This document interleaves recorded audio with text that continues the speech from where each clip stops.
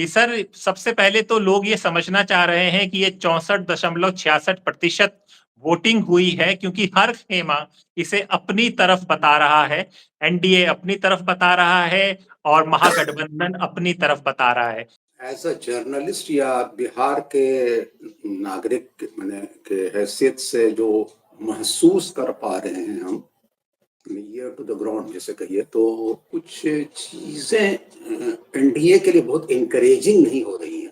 Anti establishment या anti incumbency के खिलाफ वोट पड़ता है तो लोग ज्यादा रोड पर निकलते हैं।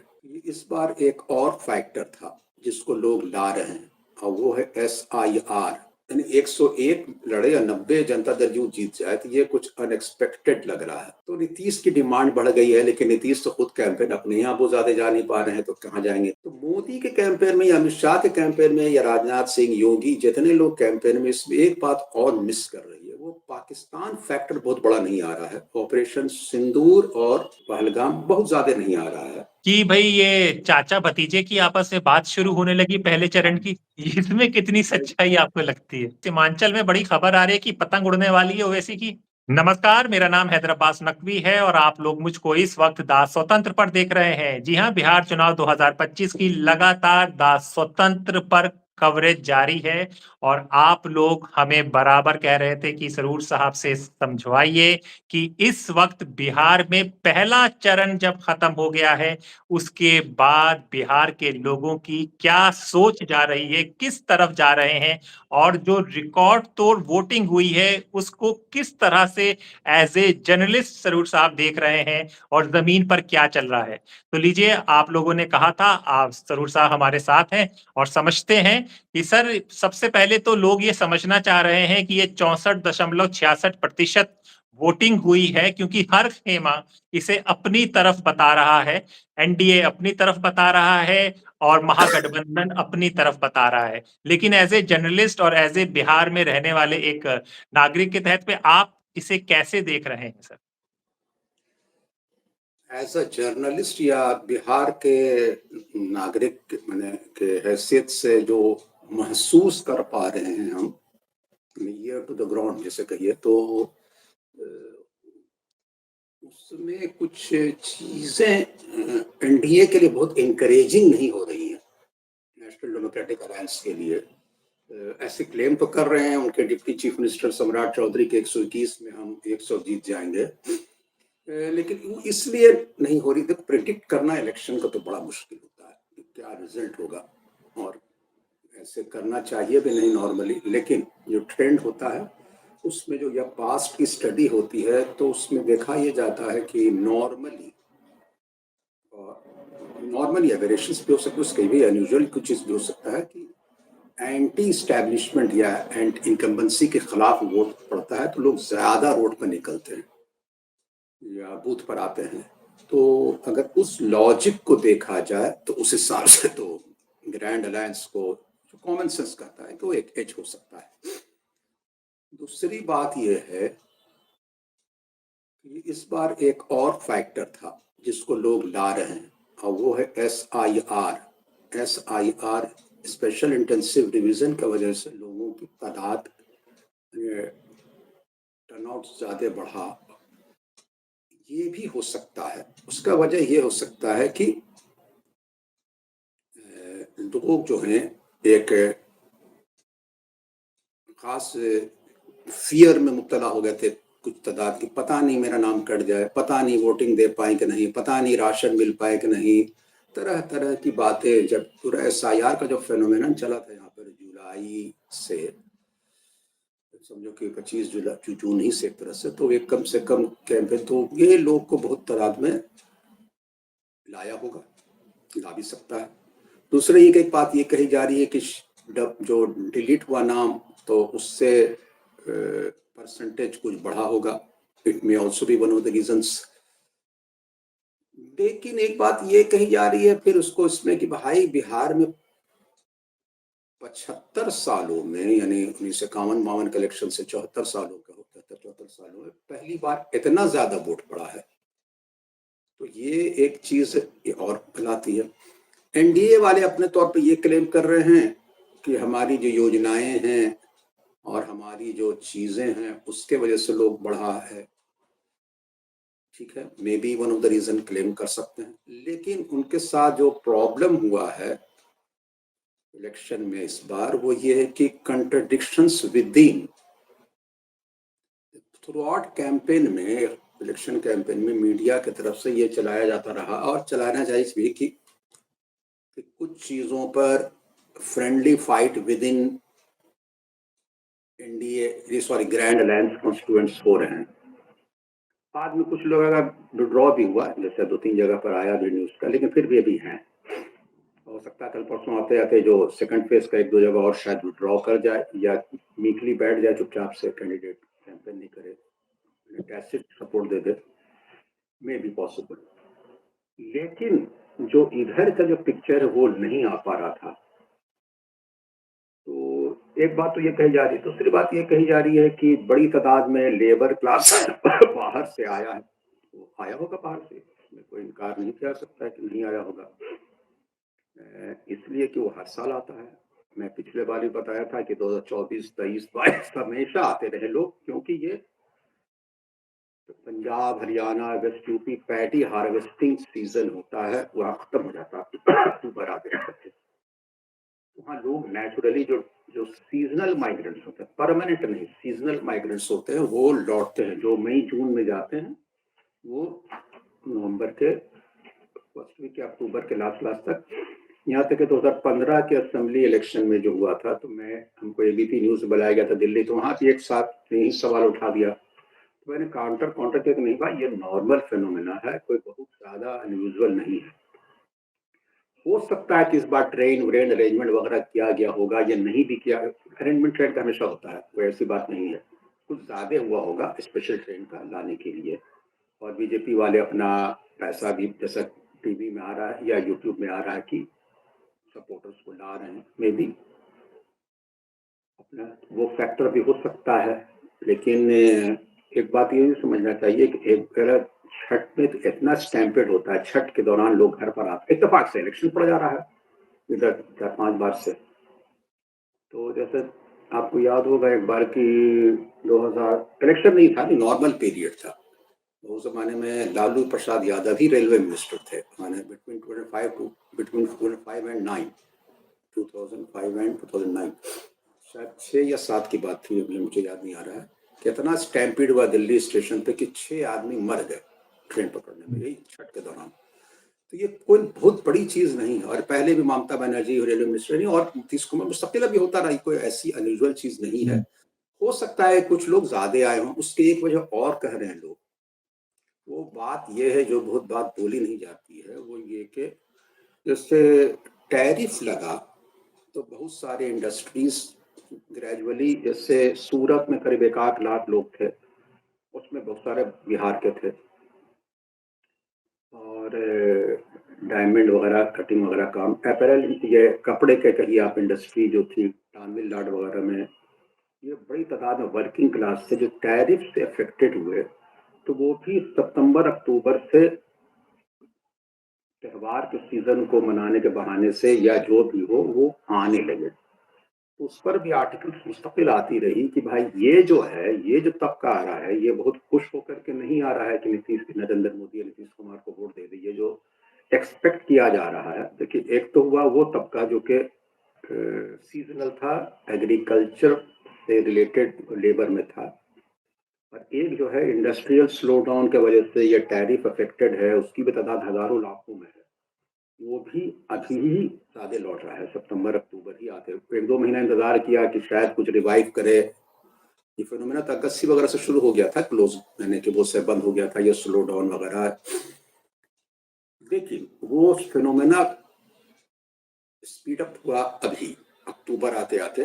तो स्पेशल ट्रेन चली, ये वो, तब लोग हुआ कि चलो इलेक्शन भी है, छठ भी है, चले ही जाओ घर। अब लगता है कि यहाँ पर बहुत ये नहीं रहेगा, तो वो तादाद आई है, इसमें कोई दो राय नहीं है कि आई है।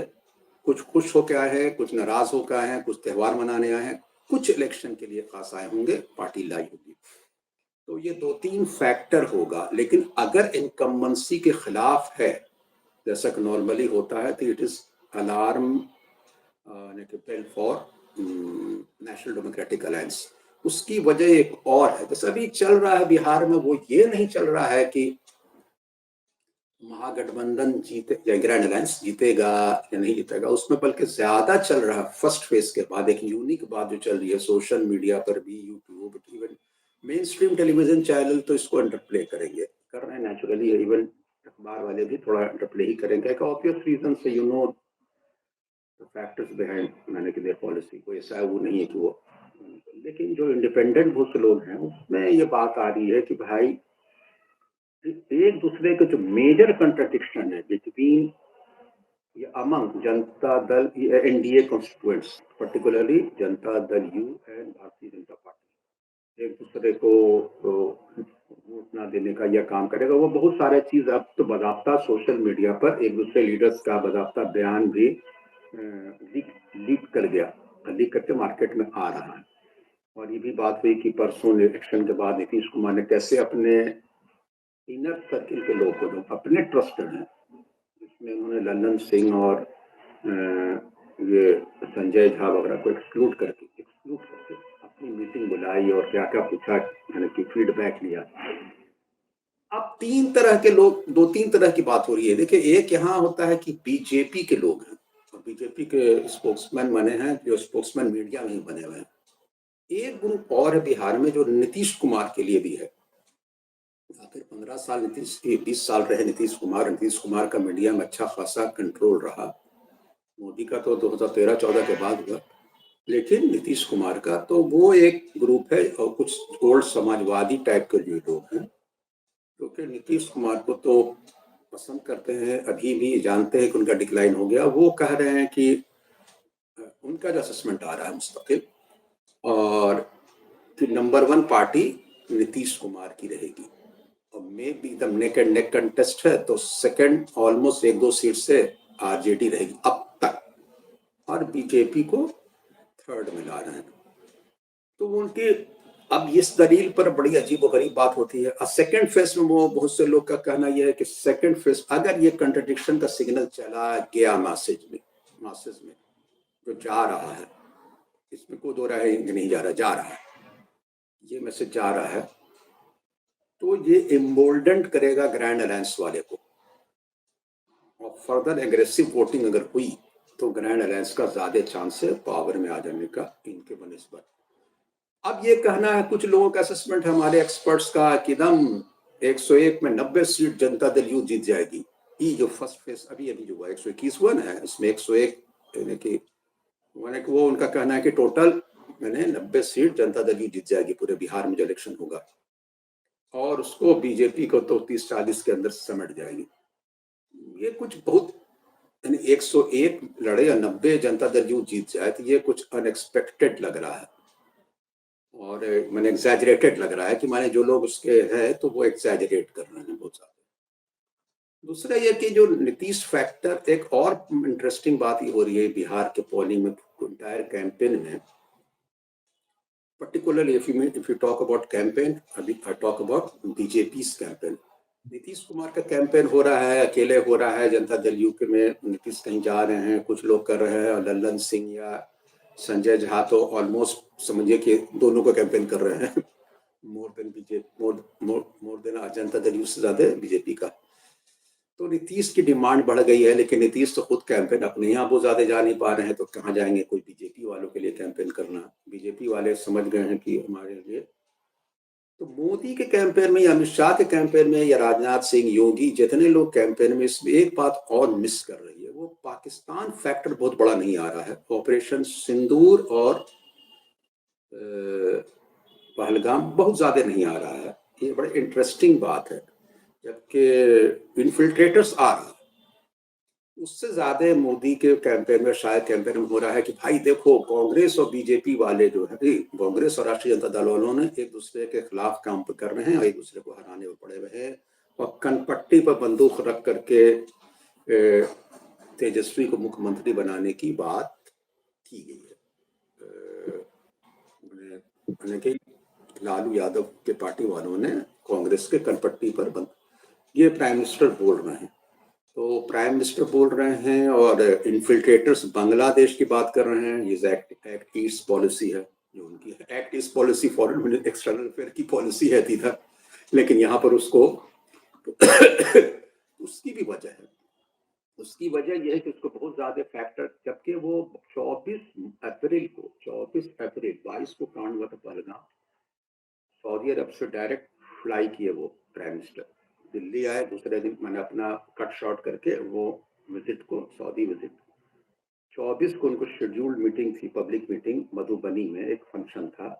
मधुबनी बॉर्डरिंग नेपाल बॉर्डर, बिहार का एक, वहाँ एक झंझारपुर जगह, वहाँ उन्होंने भाषण दिया और पाकिस्तान को बहुत वार्न किया। तो लगा कि इलेक्शन का ये इस बार वही होगा कैंपेन का।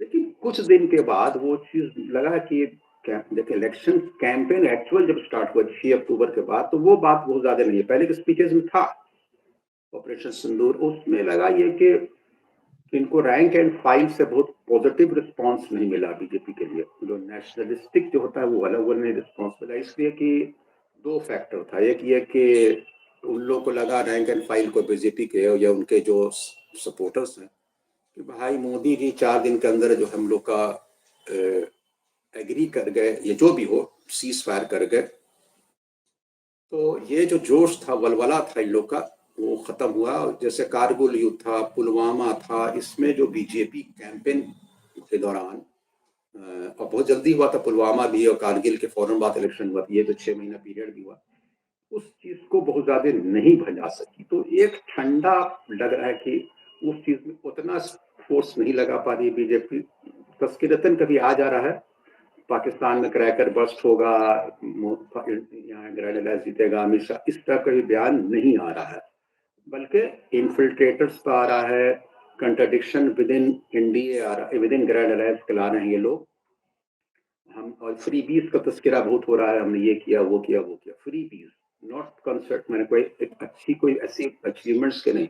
और यहाँ पर ब्रिज बन गया, वहाँ पर ये बन गया, वहाँ बना था नहीं बना था, सवाल किया जा रहा है। हालांकि उसमें बहुत गलत बयानी से भी काम लिया जा रहा है, कुछ बात की, कुछ तो डेफिनेटली कि बनी भी है रोड, हाल है बहुत पहले बनी है, मोदी जी के आने से पहले बनी है, बल्कि और उससे ही पहले बनी हुई है। तो जैसे भागलपुर पर जो गंगा का ब्रिज है वो तो आरजेडी के जमाने में बनी थी ना, 2002 में, बल्कि 92-93 से हाथ लगा तो, और छपरा परेवल, बहुत से ब्रिजेस बनी थी ऐसा। हाँ, ये बात सही है कि नीतीश के आने के बाद बहुत ज्यादा हो चुके, सेंटर से भी पूरा कॉपरेशन मिला, हाईवे का पॉलिसी, ईस्ट वेस्ट कॉरिडोर और गोल्डन क्वाड्रिलैटरल और वो सब चीज की गई। तो और ग्राम सड़क योजना, प्रधानमंत्री ग्राम सड़क योजना, तो इंफ्रास्ट्रक्चर का तो नो डाउट डेवलपमेंट बिहार में हुआ। अब उसको समेट कर सब अपना, तो ये 2-3 चीज पर अपना पूरा फोकस्ड है पूरा कैंपेन, और वही सेकंड फेज है। सेकंड फेज और फर्स्ट फेज में फर्क यही होगा कि जो लोग ज्यादा आए हैं उसकी एक वजह ये थी, हो सकती है 2-3 की बड़े तादाद में ये हुआ, और 2-3 फैक्टर्स है कि युवा का होना, तो चीजें हैं मोटा मोटी यही है। और बहुत ज्यादा क्लियर कट होकर के कॉन्फिडेंस दे कि भाई वो 90 ला रहे हैं, वो 100 ला रहे हैं, 200 ला रहे हैं। पार्टी के स्पोक्समैन को तो, या पार्टी के लीडर को तो ठीक है, लेकिन पत्रकार हजरात जो बोल रहे हैं हमारे यहाँ हाँ सोशल मीडिया में, दैट इज क्लियर एग्जैजरेशन, उसको ऐसी गलती नहीं करनी चाहिए। सर, एक ये भी बड़ी खबर चल रही है एकदम, या तो पता नहीं, आप इसको क्लियर कीजिएगा कि भाई ये चाचा भतीजे की आपस में बात शुरू होने लगी पहले चरण की, इसमें कितनी सच्चाई आपको लगती है? देखिए बात इसलिए सच है ना कि चाचा की तरफ से हमेशा ही हुआ है, भतीजा की तरफ से नॉर्मली नहीं हुआ। देखो 2014-15 में भी जो ये हुआ था, तो चाचा जो थे 13 में अपना 13 के 16 जून को जब मोदी का माने कि प्राइम मिनिस्टरियल कैंडिडेट बनना तय हो रहा था, तो Nitish Kumar snap ties with BJP, 17 साल का रिश्ता, और सारा मंत्री को उठाकर फेंक दिया ये वो। फिर 14 में लोकसभा इलेक्शन लड़ा तो सिर्फ 2 सीट जीत पाए 40 में, कम्युनिस्टों से अलायंस किया सीपीआई से, तो और इनफैक्ट आरजेडी 4 जीत गई। तब इनको लगा कि भाई हम अपने को बहुत ओवररेट करते हैं, या लगा होगा। फिर असेंबली इलेक्शन 2015 का है, तो उन्होंने सॉफ्ट किया अपना और अपने लालू यादव की तरफ गए। लेकिन 17 आते आते फिर वो बीजेपी में आ गए, 22 को फिर वो चले गए, 24 को जनवरी में बैक फिर इधर आ गए। तो 2-3 ऐसे ऐसे खेल हुए हैं। तो अभी भी लग रहा है कि नीतीश कुमार, हालांकि कहा जाता है कि not in best of mental frame अभी हैं, लेकिन फिर भी वो एक्ट कर रहे हैं। तो ये मीटिंग जो बुलाई, जिसका तस्करा मैं कर रहा हूँ कि परसों रात में शायद मीटिंग बुलाई थी, जो मीडिया में बात आ रही है, उसमें वो बार बार ये इंसिस्ट कर रहे थे, और ये भी है कि तेजस्वी की तरफ से, अब ये एक इंटरप्रिटेशन पर है भाई कि वो कितना, अब कौन चीज को तेजस्वी देखो इसमें सॉफ्ट बोल दी है चाचा के लिए ही, लेकिन एक बात, 2-3 बात तो तय है।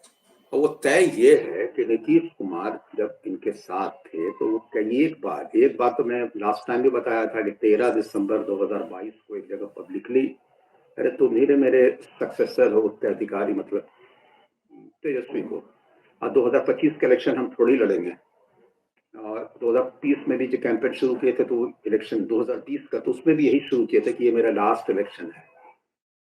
तो भाई अब तो लास्ट नहीं है, तो फिर आप इसी बार लड़ भी रहे हैं, पूरा फोर्सफुली लड़ रहे हैं।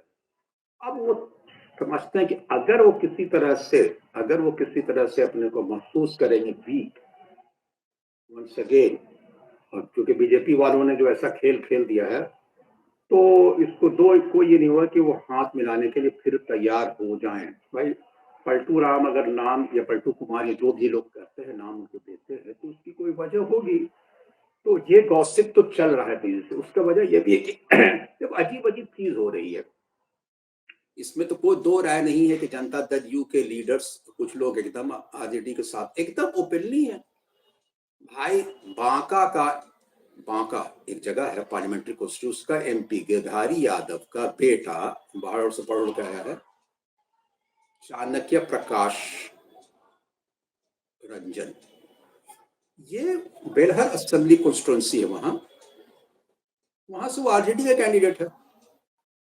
और गिरधारी ने ओपनली बोला भी कई एक बार, और 2-3 और एमपी जो है, यानी ये तो रिकॉर्ड ऑन रिकॉर्ड गिरधारी ने, मतलब ये कि जितने एमपीज है वो ओपनली अपना ये व्यक्त कर रहे हैं।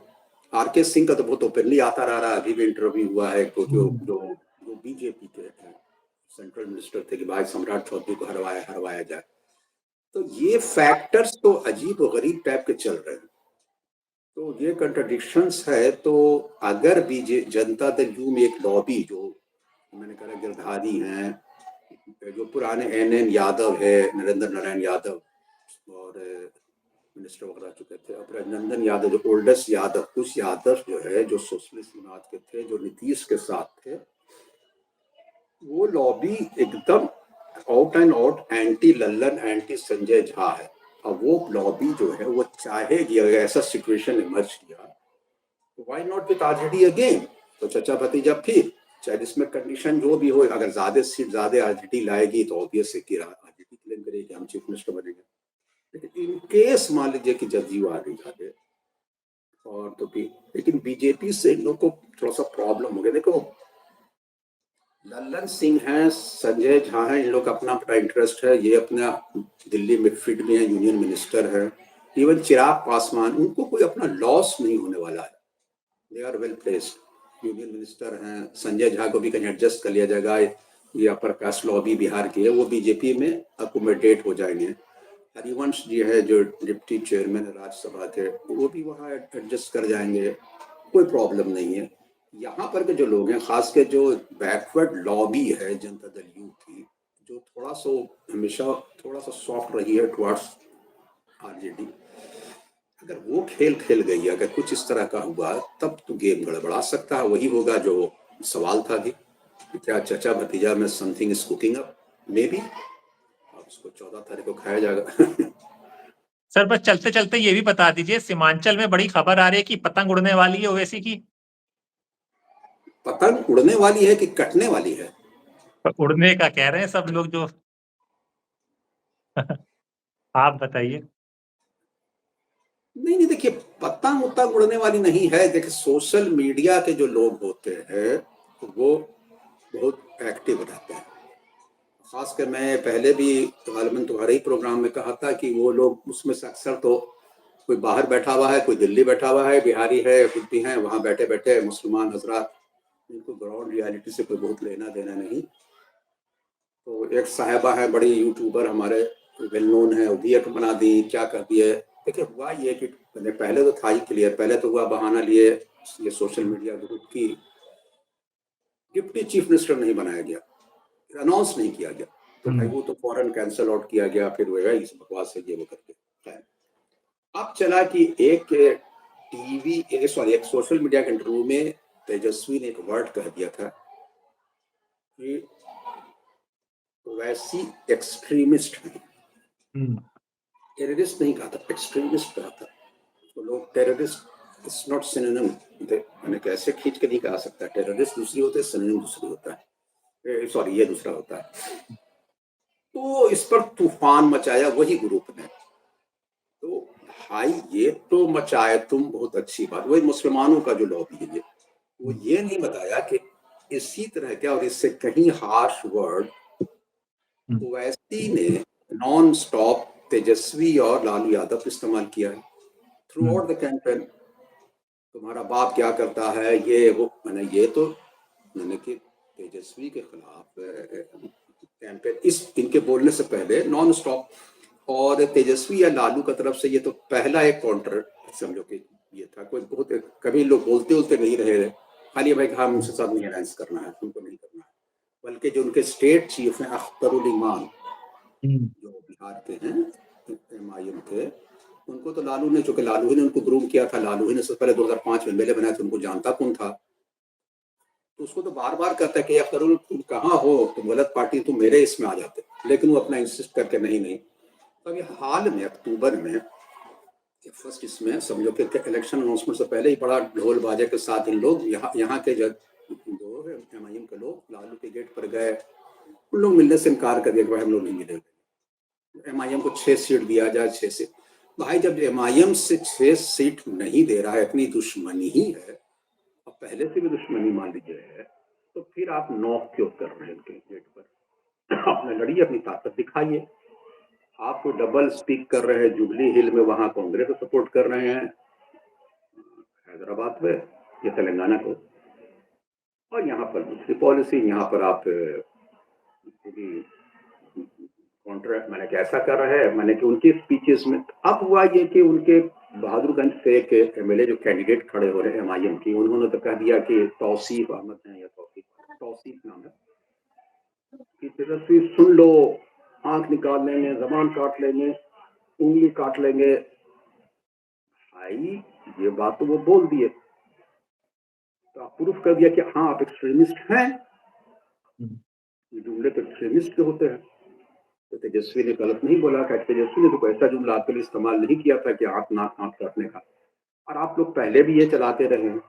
और यही जो यूट्यूबर थे हमारे लोग, जिनका नाम नहीं लेना चाहिए, बहुत प्रोमिनेंट है, ग्लोबली नोन है, उन्होंने ये बात पे चुपचाप रहे। अब मुस्लिम पॉलिटिक्स की बात करते हैं तो क्या करते हैं, तो बात यह है कि ये एक तबका है जो कि उड़ा रहा है।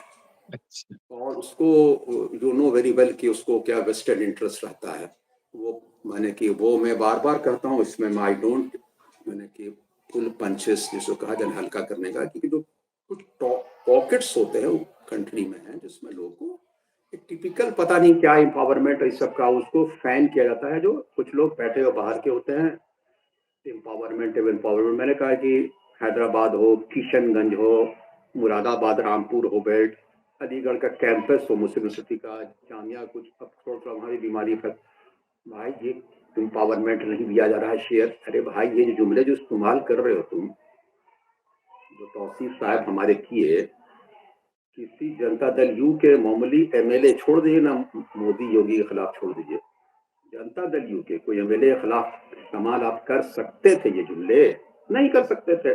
नाक काट लेंगे और जबान काट लेंगे, उंगली निकाल लेंगे, क्या कर लेंगे क्या नहीं कर लेंगे, हाथ निकाल लेंगे। तो you have proved you are extremist. अब उनको फ्रस्ट्रेशन में हुआ कि भाई सीमांचल में इनकी पतंग, भाई अब तो देखिए सीमांचल की बहुत 4 दिन में क्या होगा मैं नहीं कर सकता हूँ, 8 दिन लेकिन अभी तक तो बहुत टाइट पोजीशन पे वो हैं, और ये कहना कि वो बहुत आगे हैं, वो दैट्स नॉट ट्रू। चलिए देखिए, जो भी सच्चाई होगी वो आपको द स्वतंत्र पर बताई जाएगी और इसी तरह की शख्सियत, इस तरह के जर्नलिस्ट हम आपके लिए लाते रहेंगे जो आपको सही खबर बताएं। यही स्वतंत्र का उद्देश्य है। सर, बहुत-बहुत शुक्रिया, आपने हमारे लिए वक्त निकाला। शुक्रिया। तो फिर होगी मुलाकात ऐसे ही किसी खबर के साथ, तब तक के लिए नमस्कार।